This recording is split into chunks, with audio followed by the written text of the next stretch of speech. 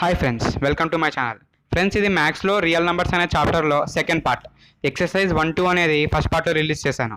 ఇక్కడ exercise 3-4-5ని release చేయబోతున్నాను. So అది చూడని వాళ్ళు అది చూశాక ఇది చూడండి. పైన సజెషన్స్లో ఒకటి కనిపిస్తుంది కదా, దాన్ని ప్రెస్ చేసి చూడగలరు. చూసిన వాళ్ళకు let us begin our episode. Exercise 1.3 first ప్రాబ్లంలో ఫస్ట్ వన్ మనం గమనిస్తే 3/8 అంటే 3ని 8 పార్ట్స్గా డివైడ్ చేయాలి. ఇక్కడ 8 అనేది పెద్దది 3 కన్నా, న్యూమరేటర్ కన్నా. సో ఇది 0 పాయింట్స్లో వస్తుంది. ఎలాగా మనం చూద్దాం. ఇక్కడ 3 అనేది చాలా చిన్నది కాబట్టి 8తో పోలిస్తే 0 పాయింట్ యాడ్ చేస్తున్నాం.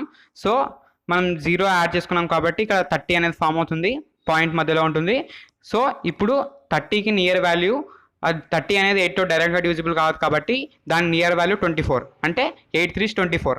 ఈ సైడ్ 3 యాడ్ చేసుకున్నాం, ఇక్కడ 24 యాడ్ చేసుకున్నాం, రిమైండర్ వచ్చేసి 6 వస్తుంది. పాయింట్ పెట్టేసుకున్నాం కాబట్టి ఇక్కడ ఒక 0 యాడ్ అవుతుంది, 60. మరి 8కి 60 డైరెక్ట్గా డివిజిబుల్ అవ్వదు కాబట్టి 60కి దగ్గర ఉన్నది 56. సో 8 7 56, అలా 7 యాడ్ చేసుకున్నాం, ఇక్కడ 56 వచ్చింది.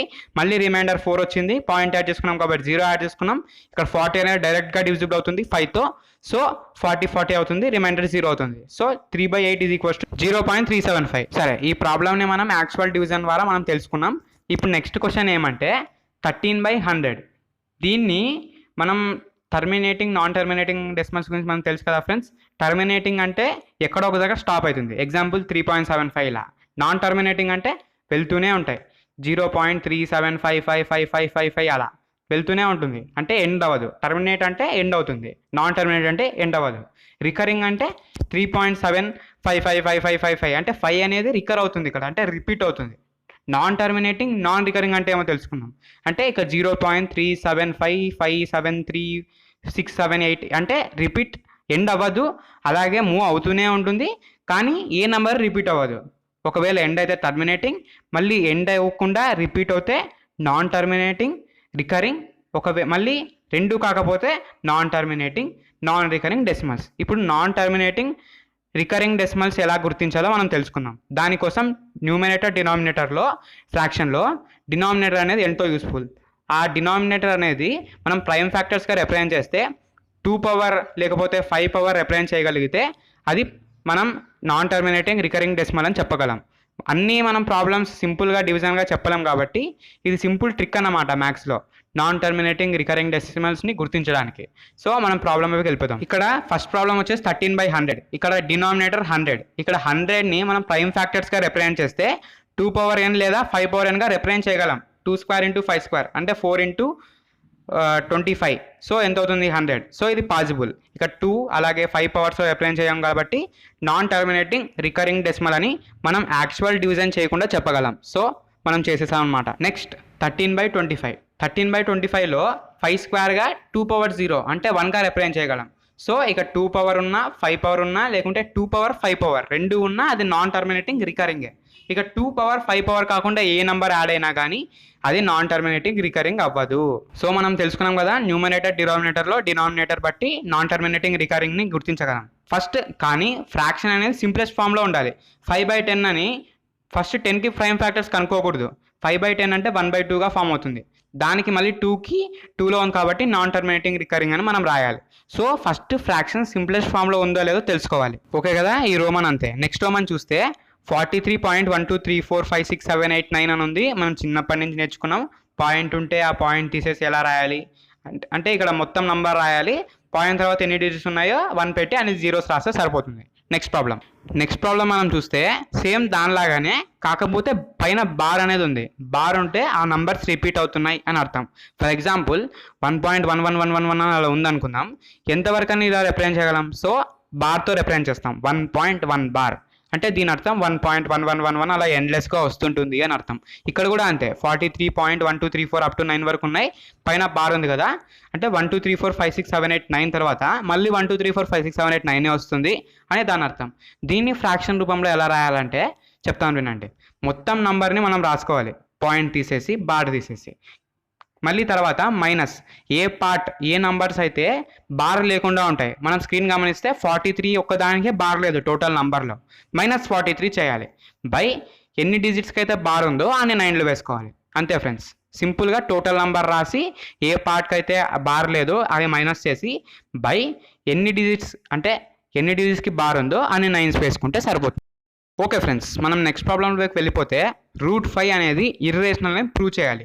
ఫస్ట్ √5 అనేది రేషనల్ కాదు అని ప్రూవ్ చేద్దాం. రేషనల్ కాదంటే ఆటోమేటిక్గా ఇర్రేషనల్ అనేది మనం ప్రూవ్ చేసినట్టు అవుతుంది.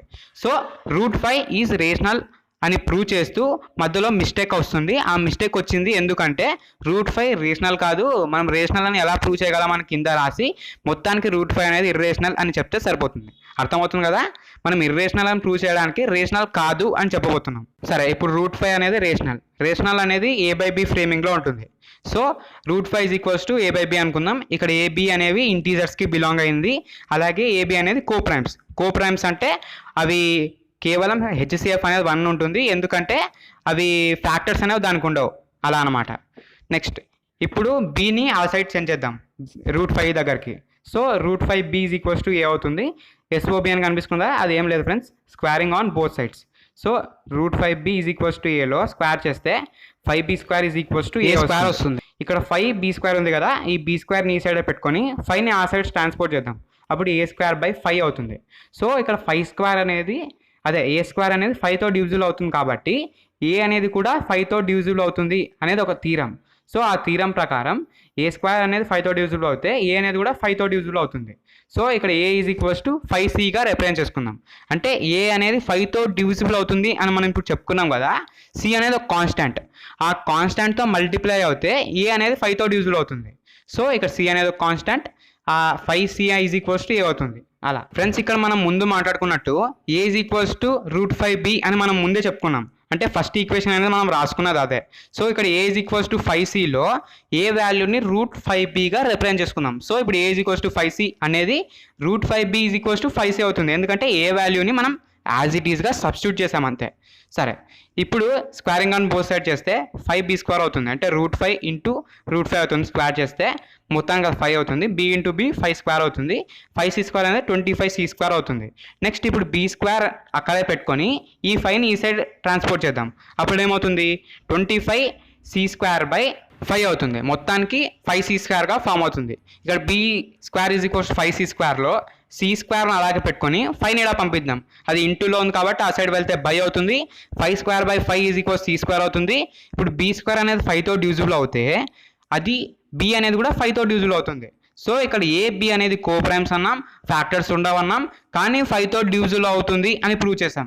సో ఇక్కడ అవి రేషనల్గా తీసుకోవడం మనం చేసిన పొరపాటు అని రాసి, కాబట్టి అవి రేషనల్ అని ప్రూవ్ చేయడానికి వెళ్ళకండి, చాలా దారుణాలు జరుగుతాయని రాస్తే సరిపోతుంది. నెక్స్ట్ ప్రాబ్లం మనం చూస్తే ఇక్కడ √5 అనేది ఇర్రేషనల్ అని ప్రూవ్ చేసాం కదా, ఇక్కడ √p ప్లస్ √q అనేది ఇర్రేషనల్ అని ప్రూవ్ చేయాలి. సేమ్ దానిలాగానే ఫస్ట్ ఇవి రేషనల్ అని ప్రూవ్ చేస్తూ తప్పు వస్తుంది కాబట్టి ఇవి ఇర్రేషనల్ అని ప్రూవ్ చేద్దాం. సో ఇక్కడ రేషనల్ అనుకున్నాం కాబట్టి √p plus √u is equals to a/b, ఎందుకంటే p/q ఫ్రేమింగ్లో ఉంటాయి రేషనల్ నెంబర్స్ అన్న మనం ముందే తెలుసుకున్నాం. సో ఈ ఈక్వేషన్లో √qని ఇంకో సైడ్ పంపిద్దాం, అంటే √p plus √q is equals to a/bలో p టర్మ్ అలాగే ఉంచుకొని ప్లస్ √qని ఆ సైడ్ పంపిద్దాం. ప్లస్ ఉంది కాబట్టి అక్కడ మైనస్ అవుతుంది. ఇక్కడ రెండు రూట్లోనే ఉన్నాయి, LHSలో RHSలో. ఆ రూట్ని పోగొట్టుకునే మార్గం చూద్దాం, అదే squaring on both sides. So ఇక్కడ మనం √p² వేసుకుంటే p అవుతుంది. a/b మైనస్ √q² వేసుకుందాం. ఇక్కడ a/b అనేది ఒక టర్మ్ అనుకుందాం, ఏతో రిప్రజెంట్ చేసుకుందాం. √q అనేది bతో రిప్రజెంట్ చేద్దాం. అప్పుడు a మైనస్ b² ఫ్రేమింగ్లో మనకు కనిపిస్తుంది. a² plus b² minus 2ab framing ఫార్ములాతో మనకు వచ్చేది p is equals to a²/b² plus q minus 2a √q/b అనేది మనకు ఫామ్ అవుతుంది. ఓకే కదా ఫ్రెండ్స్, అక్కడ √p² వేసుకున్నాం, దీనికి హోల్² వేస్తే ఇది వచ్చింది. నెక్స్ట్ ఇక్కడ -2 √q/b ఉంది. మైనస్ మనకు వద్దు, ఎందుకంటే అప్పుడప్పుడు కన్ఫ్యూజ్ అవుతుంటాయి. సో ఆ సైడ్ పంపించేద్దాం p సైడ్కి. అప్పుడు p అనేది హాయ్ చెప్తూ -2a √q/bని ఇన్వైట్ చేస్తుంది. సో అప్పుడు p plus √q minus 2a/b అవుతుంది. సో ఇక్కడ మైనస్ ఉండేది ఆ సైడ్ వెళ్తే ప్లస్ అవుతుంది. సో ఇక్కడికి అక్కడ స్టాప్ చేసేద్దాం. నెక్స్ట్ ఇక్కడ p ప్లస్ 2a √q/b ఉంది కదా, ఇక్కడ p టర్మ్ని మళ్ళీ ఈ సైడ్ చేంజ్ చేద్దాం. అంటే ఇక్కడ 2a √q/b ఉంటుంది, అక్కడ p ప్లస్లో ఉండేది పోతుంది కాబట్టి మైనస్ అవుతుంది. సో ఇక్కడ మనకి 2a √q/b is equals to a²/b² plus q minus pగా ఫామ్ అవుతుంది. ఏం చేయలేదు ఫ్రెండ్స్, ఆ సైడ్ ఉన్న మైనస్ టర్మ్ని ఈ సైడ్ పెంచుకేసుకున్నాం, ప్లస్ pని ఈ సైడ్ పంపించేస్తే మైనస్ pగా మారింది. సో ఇక్కడ b² ఉంది, దీన్ని ఒక ఫ్రాక్షన్గా రాయేస్తే క్రాస్ మల్టిప్లికేషన్ చేస్తే మనకి ఏమొస్తుంది, a² plus b² q minus b² p/b² వస్తుంది. ఓకే కదా ఫ్రెండ్స్. నెక్స్ట్ ఇక 2a route Q by B ఉంది కదా, రూట్ క్యూని మాత్రమే ఆ సైడ్ పెట్టేసుకొని మిగతా టర్మ్ని ఈ సైడ్ పంపించేద్దాం. అక్కడ 2a బై బి ఉన్నది 6th క్లాస్లో మనం తెలుసుకున్నట్టు ఈ సైడ్ వచ్చేస్తే b బై 2a అవుతుంది. సో మనకు మొత్తానికి మిగిలేది a square plus q b square లేకుంటే b square q minus p b square లేకుంటే బీ స్క్వేర్ పీ అనేది బై 2a అనేది మిగులుతుంది. ఇక్కడ బీ స్క్వేర్ అక్కడ ఇంటూ బి పైన న్యూమినేటర్లో ఇంటూ బి క్యాన్సిల్ అయిపోతాయి. సో డినామినేటర్లో 2a అనేది ఫామ్ అవుతుంది. సో రూట్ క్యూ అనేది a square plus b square q minus b square p by 2abగా ఫామ్ అవుతుంది. ఫ్రెండ్స్ ఇక్కడ మనం ముందు చెప్పుకున్నట్టు ఇక్కడ తప్పు వస్తాయి, మనం ఇర్రేషనల్ నెంబర్ ఇది అని రాస్తే సరిపోతుంది. ఫ్రెండ్స్ మనం 1.5లోకి ఎంటర్ అయిపోతున్నాం. First Roman first problem log 5 to the base 25. Friends ఇలాంటి ప్రాబ్లమ్ సాల్వ్ చేయడానికి మనకు కొన్ని రూల్స్ ఉన్నాయి, అవేంటో మనం చూద్దాం. log a to the base a power n is equals to 1/n. Okay కదా ఫ్రెండ్స్. నెక్స్ట్ వచ్చేసి log a power n to the base a is equals to 9. log a to the base a is equals to 1. ఈ మూడు గుర్తుపెట్టుకోండి. ఇప్పుడు చేసే problems అనేవి దీంతో depend అయి ఉంటాయి. First problem log 5 to the base 25. ఇక్కడ 25ని 5 స్క్వేర్గా రాసుకోవచ్చు. So log 5 to the base 5 స్క్వేర్గా రాసుకోవచ్చు. ఇక్కడ log a to the base a power n అనే ఫ్రేమింగ్లో ఉంటుంది కాబట్టి ఆన్సర్ అనేది 1/5గా మారుతుంది. నెక్స్ట్ ప్రాబ్లం చేయడానికి formula log a plus log b is equals to log ab. Same friends, log 2 plus log b ఇచ్చారు కదా, log ab అంటే log 2 into 5. So log 10. log 10 is equals to 1, అది గుర్తుపెట్టు. నెక్స్ట్ ప్రాబ్లం ఎక్స్పాండ్ చేయండి అని ఇచ్చారు. log 15 to the base 2. 15ని prime ఫ్యాక్టర్స్గా రాస్తే 3 into 5 అవుతుంది. So log 3 log 3 into 5 to the base 2 చేసి log 5 ప్లస్ log 3గా రాసుకోవచ్చు. దానికి కూడా ఒక ఫార్ములా ఉంది, అదేమంటే log a plus log b equals to log ab అని చెప్పుకున్నాం కదా. ఇక్కడ మళ్ళీ విడగొడుతున్నాం అనమాట, log ab is equals to log a plus log b అని. సో ఇలా ఫామ్ అవుతుంది. నెక్స్ట్ ప్రాబ్లం మనం చూసుకుంటే దానికి ఒక ఫార్ములా ఉంది, log a power n is equals to n into log a. So దీన్ని మనం రాసుకుంటే log x square y cube z power 4 ఉంది కదా, దీన్ని మనం రాసుకుంటే log x square plus log y cube plus log z power 4 అవుతుంది. ఎలా అంటే మనం ముందు చెప్పుకున్న ప్రాబ్లమ్స్ వల్ల, ఎందుకంటే log ab equals log a plus log b అని చెప్పుకున్నాం కదా. ఇక్కడ log xyz అంటే log x plus log z plus log y అలా అనమాట. నెక్స్ట్ మనం ముందు చెప్పుకున్న ఫార్ములా వేసుకుంటే 2 log x plus 3 log y plus 4 log y అనేది ఫామ్ అవుతుంది. అంటే ఇక్కడ n వాల్యూ అనేది 2, 3, 4 అలా ఉన్నాయి. n అనేది log ముందు వస్తుంది కాబట్టి 2, 3, 4 అనేది దానికి ముందు వచ్చేసాయి. అంతే ఫ్రెండ్స్. నెక్స్ట్ ఉన్న ఈ ప్రాబ్లం అనేది చాలా ఇంపార్టెంట్ ఫ్రెండ్స్. ఈ చాప్టర్ నుండి 4 మార్క్స్లో ఇదే డామినేట్ అవుతుంటుంది. సో జాగ్రత్తగా వినండి. క్వశ్చన్లో x square plus y square is equals 25 xy అవుతే 2 into log x plus y అనేది 3 log 3 plus log x plus log 5గా మారుతుంది. అది ఎలాగో మీరు చూపించండి అనేది క్వశ్చన్. Prove that. సో మనం క్వశ్చన్లో ఉన్నట్టు ఫస్ట్ రాసేసుకున్నాం. తర్వాత ఎక్స్ స్క్వేర్ ప్లస్ వై స్క్వేర్ని ఏ ప్లస్ బి హోల్ స్క్వేర్గా మార్చుకోవచ్చు. ఎప్పుడు 2xy యాడ్ చేస్తే. సో అప్పుడు ఏమవుతుంది, x square plus y square plus 2xy అనేది మనం యాడ్ చేసుకొని ఎక్స్ ప్లస్ వై హోల్ స్క్వేర్గా మార్చుకోవచ్చు. కానీ ఒక టర్మ్లో మాత్రమే 2xy అనేది యాడ్ చేస్తే అది ఈక్వేషన్ అనేది తప్పైపోతుంది. సో ఇంకొక సైడ్ ఎల్హెచ్ఎస్లో యాడ్ చేసుకుంటే ఆర్హెచ్ఎస్లో కూడా యాడ్ చేసుకోవాలి. So 25xy plus 2xy add అయితే 27xy అనేది అవుతుంది. తర్వాత ఈ రెండు సైడ్స్ అంటే ఎల్హెచ్ఎస్ ఆర్హెచ్ఎస్లో లాగ్ని అప్లై చేద్దాం. ఎందుకు, ఆన్సర్ రావడానికే. So log x plus y whole square is equals to log 27xy అవుతుంది. మనం ఇక్కడ ప్రూవ్ చేస్తున్నాం అంతే. ప్రూవ్ చేయడానికి మనం ఏదైనా వాడుకోవచ్చు. తర్వాత మనం పవర్ n ఉంటే log ముందు పెట్టుకోవాలని తెలుసుకున్నాం కాబట్టి 2 log x plus y is equals to log 27xy అలాగే ఉంటుంది, అలా అన్నమాట. Next 2 log x plus y is equals to log 3 cube, ఎందుకంటే 27ని మనం 3 క్యూబ్గా రిప్రజెంట్ చేసుకోగలం. Plus log x plus log y, ఎందుకు log 27xyలో log 27 plus log x plus log y గా మనం చెప్పుకోగలం. ఎందుకంటే log ab is equals to log a plus log b అని మనం తెలుసుకున్నాం కదా ఆ ఫార్ములా బట్టి. సో మనం ఇప్పుడు తెలుసుకుంటే 2 log x plus y is equals to 3 log 3, ఎందుకు log a power n is equals to n into log a అని తెలుసుకున్నాం కదా. సో దాన్ని బట్టి plus log x plus log y అనేది అలాగే ఉంటుంది. సో మొత్తానికి మనం 2 log x plus y is equals to 3 log 3 plus log x plus log y అనేది ప్రూవ్ చేసేసాం. ఫ్రెండ్స్ ఈ నెక్స్ట్ ప్రాబ్లం కూడా చాలా ఇంపార్టెంట్ కాబట్టి ఇది కూడా జాగ్రత్తగా వినండి. క్వశ్చన్ చూస్తే log x plus y by 3 is equals to 1/2 log x plus log y. మనం ఏం ప్రూవ్ చేయాలంటే x by y plus y by x అనేది ఎంతో కనుక్కోవాలి. అది ఎలాగో మనం ఇప్పుడు చూద్దాం.